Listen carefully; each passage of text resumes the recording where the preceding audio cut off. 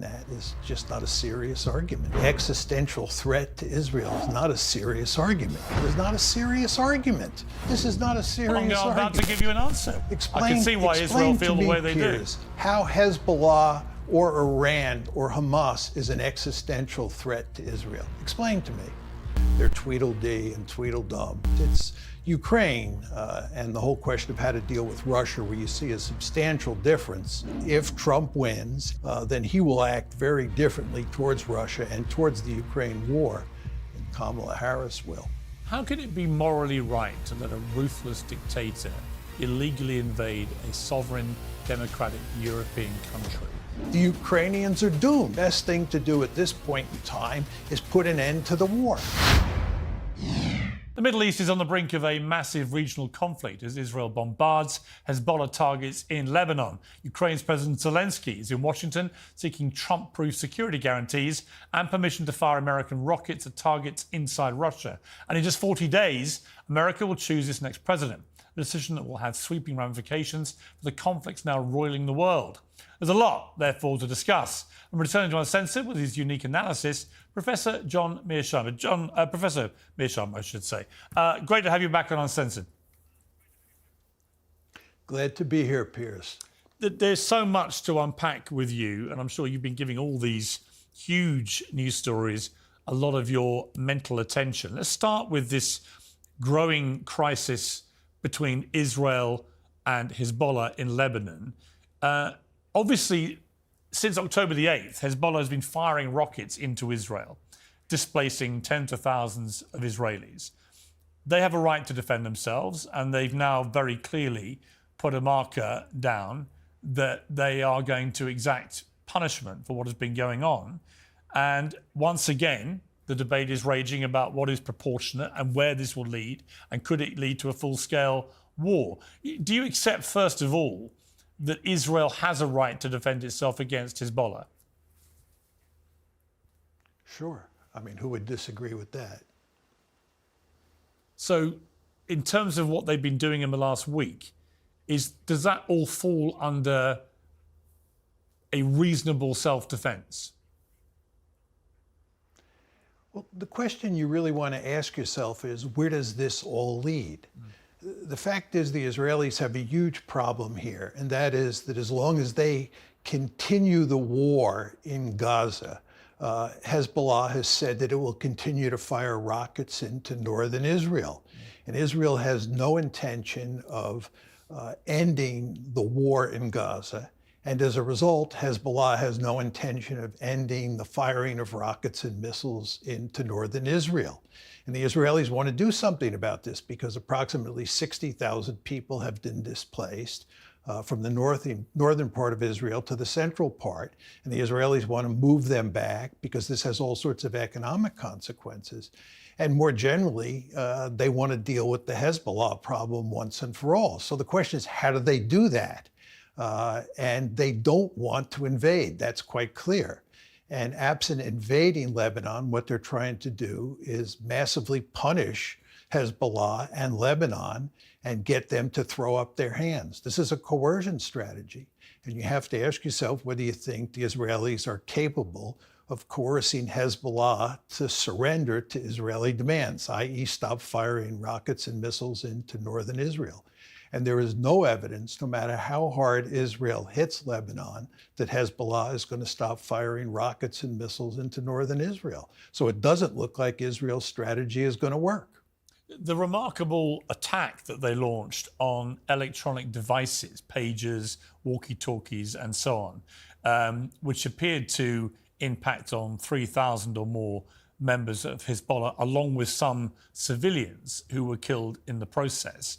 There's a big debate about whether that was lawful. The law is quite complex in that regard, in the sense that, for want of a better phrase, booby-trapping people through electronic devices, if you can't guarantee that they are enemy combatants, but could also impact on civilians, then that could be a breach of international law. That could be a war crime. What do you think of that? I think it was a war crime. I think that it was an indiscriminate way of attacking Lebanon or attacking Hezbollah. They had to know that lots of civilians were going to have those pagers and would be maimed or killed as a result. And even though, there was no question that Hezbollah fighters would die in the process or be wounded in the process, there was going to be, indiscriminate killing of lots of civilians. And I would say that that is an act of terror. But Hezbollah doesn't give a damn about what Israeli civilians it kills when it launches its rockets. So what's the difference? Israel doesn't give a damn either about killing Palestinians in Gaza or killing civilians in Lebanon. The idea that Israel is going to great lengths not to kill civilians and Hezbollah and Hamas are not doing that is just not a serious argument. All you have to do is look at all the civilians that the Israelis have killed, both in Lebanon and in Gaza, and many more Palestinian civilians and Lebanese civilians have been killed than Israeli civilians. It's not even close. That is true, but you could use the same argument as Israelis have done, that in World War II, nobody questioned the volume of civilian casualties when the Allies went after the Nazis, for example, when we were carpet bombing cities and so on. When people use that analogy, what do you say to them? Well, your argument is that because atrocities have been committed by the Allies in the past, there's nothing wrong with Israel murdering huge numbers of civilians in Gaza. Well, that's not my argument. No, it's an argument. It's an argument. Well, to be clear, it's not my argument. It's an argument I hear a lot from the Israeli side, which is, why are you lecturing us when our ratio of combatants, terrorists to them and to me, but when they go after Hamas and they believe they're killing 2 Hamas terrorists for every civilian that's being killed, and that ratio stands comparison with any modern warfare? I don't think you can look at ratios. First of all, I reject that ratio. But I don't think you have to look at ratios to make an assessment of whether or not the Israelis are acting according to the laws of war or not. If you look at what they're doing in Gaza, it's clear to me that it's a genocide, that they are actually trying to murder huge numbers of Palestinians and effectively drive the Palestinians out of Gaza.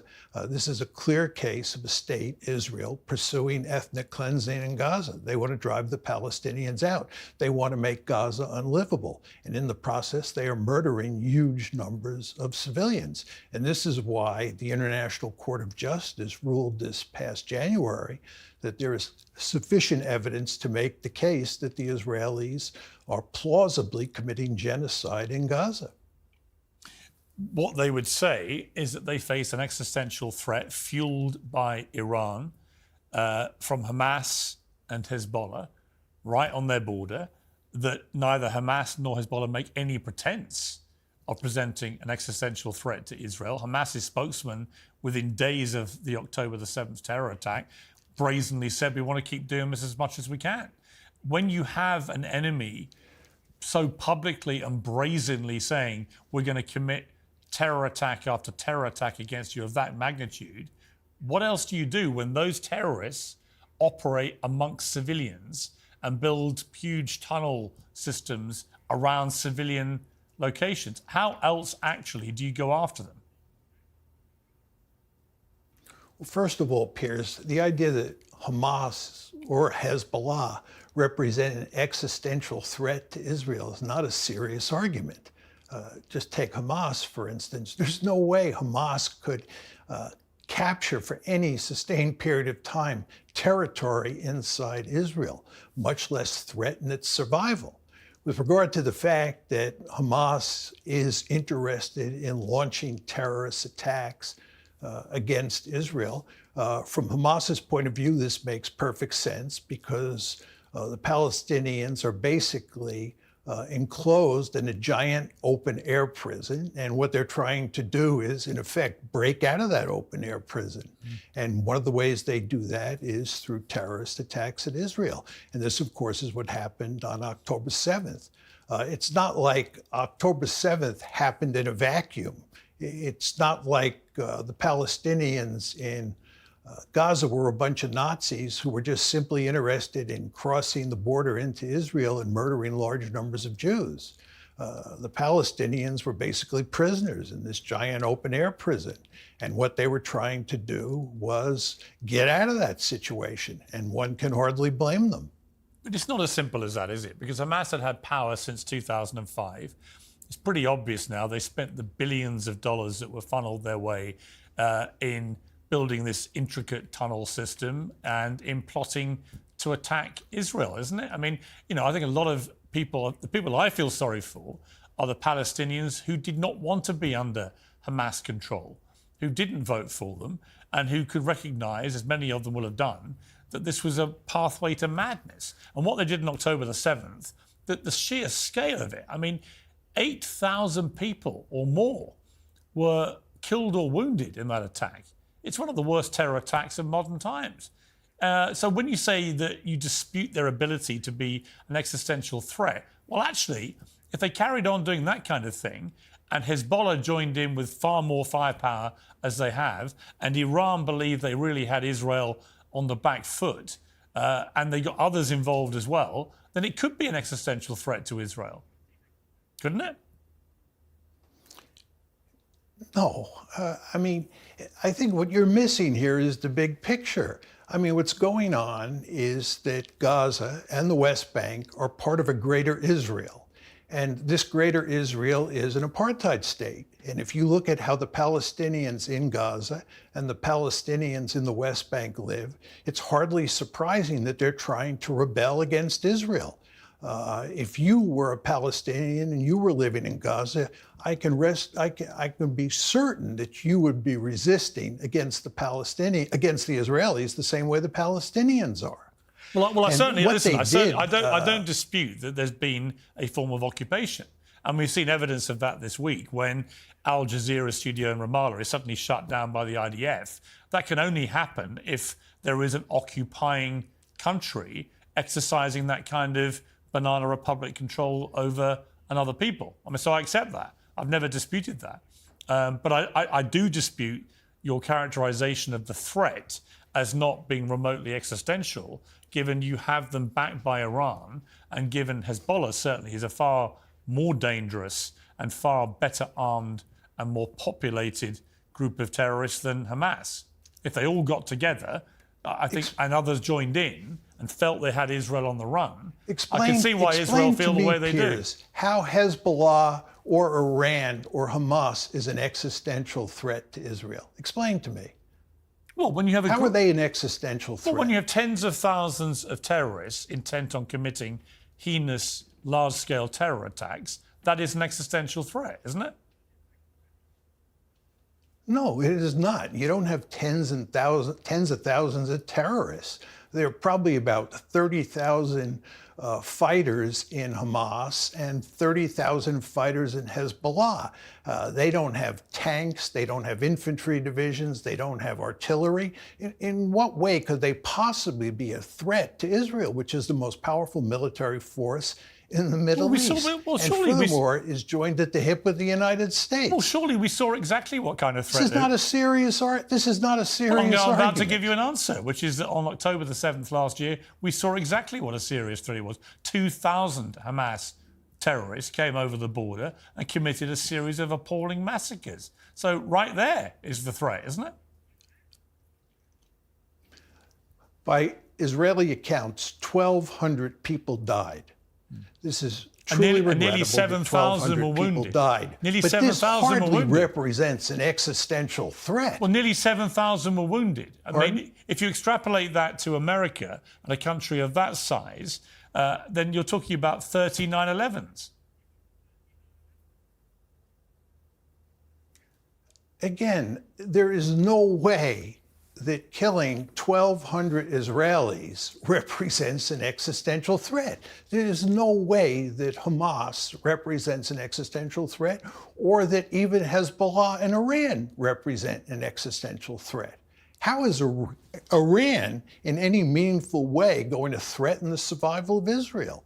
Well, by fueling this kind of terror. I mean, The implication of what you're saying is, would you have been happy then to have allowed Hamas to simply stay in power? Would you be happy now if they wanted to stay in power? Listen, I think from an Israeli point of view, you don't want Hamas in power. Although I will note to you that Benjamin Netanyahu was perfectly happy to have Hamas in power. I agree, and I don't think October 7th. I agree, and to be clear, but I understand why he doesn't want it in power now. Yeah. I understand that, but he talks about defeating Hamas in Gaza. And he's not defeated Hamas in Gaza. He's not going to defeat Hamas. And he has not defeated Hezbollah in Lebanon. And he is not going to defeat them no matter what he does in the future. I mean, look, I think Netanyahu has a lot of self-interest here, which is connected to his huge unpopularity with his own people, who will clearly get rid of him the moment this wars is over. He also then faces corruption charges in a courtroom. So, I'm very sceptical of what his real motivation is for prolonging all this. And I don't think he has a plan or cares that much for what happens after it. So you don't have to, I'm not here to defend Netanyahu in any way. In fact, I think the whole region would be better off without Hamas and without Netanyahu and without Hezbollah. That's what I think. Well, the truth is you wouldn't have Hamas and you wouldn't have a problem if there was no occupation. The taproot of the problem here is what the Israelis are doing to the Palestinians. Again, the Israelis are creating a greater Israel, which includes the West Bank and Gaza. And in the process of creating that greater Israel, they have built an apartheid state. And you should expect the Palestinians who live in that apartheid state to resist mightily. And that's exactly what's happening. And unless there's some self-determination for the Palestinians, you're going to have more and more uprisings in the future. You want to remember what happened on October 7th was not the first instance of the Palestinians rising up. There was the first intifada in the late 1980s. There was the second intifada in 2000, and there'll be more intifadas, more October 7ths in the future, in large part because how the Israelis treat the Palestinians. Let's move on to the US presidential race, because that will have consequential impact, of course, on things like what's happening between Israel and Hamas and Hezbollah. What's your assessment of where this race is now, Professor Mearsheimer? Just quickly, Piers, I don't think that the outcome of this presidential race will have any effect on what's going on in the Middle East. The United States will continue to support Israel unreservedly or unconditionally, whether Donald Trump is in the White House or Kamala Harris is in the White House. Nothing's going to change. But to get back to your more general question, I think that with regard to the two candidates, the only major foreign policy issue where there is a disagreement is Ukraine. I think with regard to the Middle East, as I just said, they're Tweedledee and Tweedledum. I think with regard to China, there's no meaningful difference between Trump and Harris. It's Ukraine and the whole question of how to deal with Russia, where you see a substantial difference in how they think about the issue. It's quite clear that basically what Kamala Harris would like to do is continue the Biden policy of supporting Ukraine unreservedly and doing everything possible to defeat the Russians. Trump, on the other hand, wants to work out an agreement with the Russians that ends the war in Ukraine.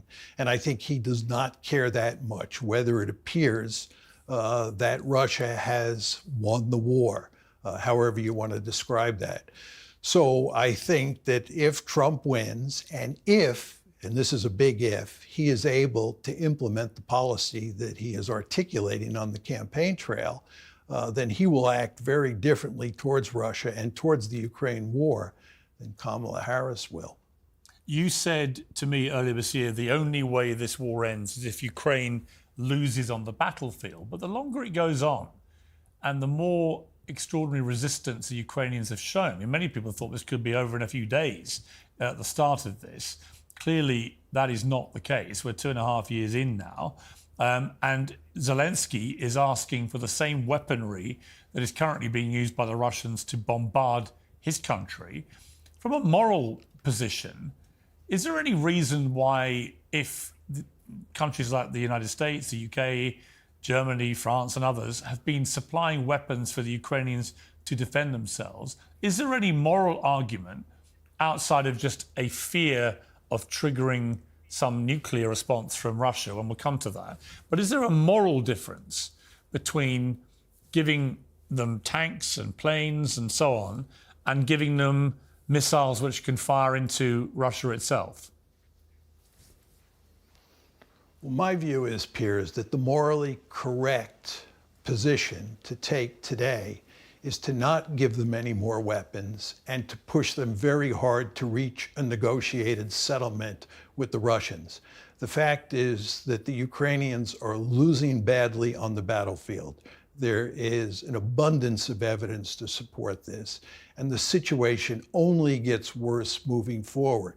So for people who are advocating that we should give them more weapons and continue to urge the Ukrainians to fight on, what you're doing is putting the Ukrainians in a position where they're just going to lose more territory to the Russians, and many more Ukrainians are going to die. They're not going to win. The morally correct position, that is the position one should take if one is interested in saving Ukrainian lives, and that's the position I take, is that this war should be ended as quickly as possible. How can it be morally right to let a ruthless dictator illegally invade a sovereign democratic European country, help himself to vast swathes of its land, murder enormous numbers of its people, and then you would want me to expect that the moral answer to all this is to let him have his way and win? How is that morally right?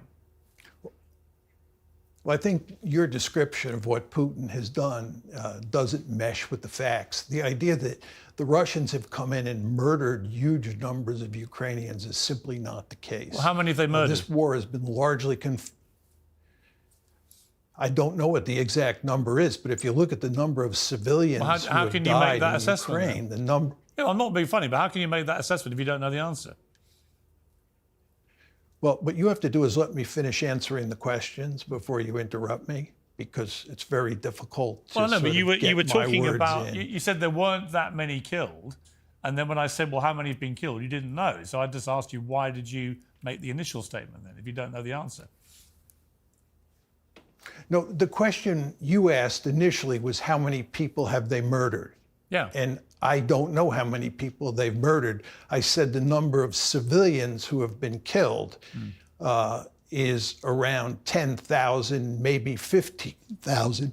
But it's very important to understand that the Russians alone did not kill all those civilians. A lot of the civilians have been killed by the Ukrainians as a result of the ongoing battles. And I can't tell you exactly how many people have been killed, and I can't tell you how many people that the Russians murdered or the Ukrainians murdered. Right. It just seems to me you're slightly guessing, aren't you? I told you that the number I ascertained from looking through the media reports is somewhere between 10 and 15,000 civilians have died in Ukraine. And if you call that guessing, fine. But no, I believe the number is around that, yeah. Look, I don't even know what the exact number is in terms of Russian military casualties and Ukrainian military casualties. There are huge disagreements on what those numbers look like. I can tell you what my estimates are, but my estimates are not ones that I'm fully confident are correct, in large part because but that's there's not why, a lot of information. Okay, but that's why the morality question to me is important, because you're saying the moral thing to do is to stop the slaughter of Ukrainian people. They don't agree with you. The Ukrainian people want to fight, and they want to fight to the end. And that should be, to me, their moral right to make that decision for themselves. And I just cannot get my head around why it's morally correct to let a Russian dictator go and do what Putin's done and win and keep what he's stolen. Why is that morally right? Because there's nothing that we can do to turn the tide on the battlefield in Ukraine. There is. We do there is, though. not have the ability. We could give them the missiles they want. missiles are not going to make any difference. The idea that giving them ATACMS or Storm Shadows is going to turn the tide on the battlefield is not a serious argument. The Ukrainians are doomed. What really matters here are the number of troops, the number of artillery pieces on the front lines, and the amount of air power each side has over the battlefield. And there, the Russians have a decisive advantage, and that advantage is increasing by the day. And there's nothing we can do to reverse that. The Ukrainians are doomed. And given that the Ukrainians are doomed, the best thing to do at this point in time is put an end to the war. That's the morally correct position, at least from my point of view. I don't agree, and I'll tell you why. Would you have said the same thing about the British in World War II? No, I would not have, but those are not analogous situations. Why? We were under existential threat from the Nazis. As you well know, the British won the war because the British had the Soviet Union and the United States on their side. Yeah, and because Churchill said he wasn't going to accept that we were necessarily doomed. He was correct, and the end result is that he won the war. But he won the war because he had two powerful allies who got directly involved in fighting against Nazi Germany. That's not going to happen in the case of the Ukrainians. So we are not going to commit ground forces to come to the defense of the Ukrainians. Right, but so my question about the morality of that is actually why wouldn't we? Why wouldn't we? If this was a NATO country, we would. It's not clear we would, but we probably would. But the fact is we're not going to do it. And the fact that we're not going to do it tells me that the morally correct position is not to fight to the last Ukrainian.